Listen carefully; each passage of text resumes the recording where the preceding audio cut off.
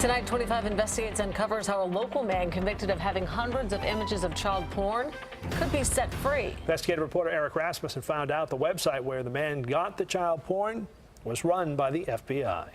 The FBI is under fire from defense attorneys around the country. They say the government crossed the line by operating the world's largest child porn website for 2 weeks back in 2015. Now, a man from Brighton who was caught up in that sting could soon find out if the federal appeals court in Boston will overturn his conviction.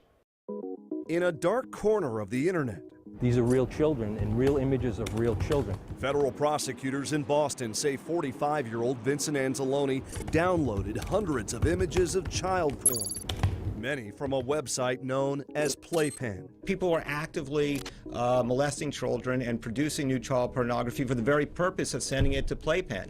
Authorities caught Anzalone with child porn on his computer at his home in Brighton. But there was no need to track down the operators of the website because the operator was the FBI. The FBI itself had become the world's largest distributor of child pornography. 25 Investigates spoke to federal public defender Colin Fineman outside of Seattle.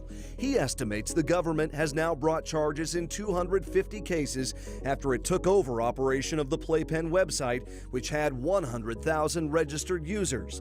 Using a type of virus, the FBI hacked computers in 120 countries, including Anzalone's. But now he's among a handful of defendants to appeal in federal court attacking the FBI's tactics, saying the government has never before dared to engage in such outrageous conduct. In another case, a federal judge in Washington said the government re-victimized hundreds of children by keeping the website online after it caught Playpen's original operator. The child, the victim, is being exploited over and over again. So with each person who sees that picture. Exactly. Tom Nolan is a criminologist and a former lieutenant with Boston Police who supervised detectives. Had they sought my guidance or approval for an operation like this, I would never have condoned this or authorized it. The FBI declined our request for an interview, but a federal judge in Virginia who authorized the sting said the FBI should be applauded for its actions in this case.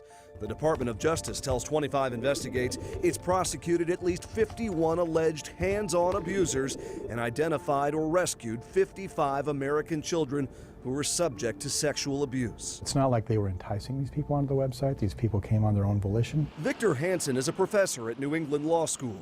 He says defense attorneys will have a tough time convincing judges to give those convicted of victimizing children a free pass. And what you're saying as a result is, look, good evidence, evidence that clearly indicates criminal wrongdoing is now not going to be allowed in the case. And that's a hard sell to make. We all have a stake in limiting the government's law enforcement powers. Fineman says he has gotten charges dismissed for some people who were caught while the FBI was running the Playpen website, and he's helped with other cases, including ones in Boston. This is really an outrageous and unprecedented investigation.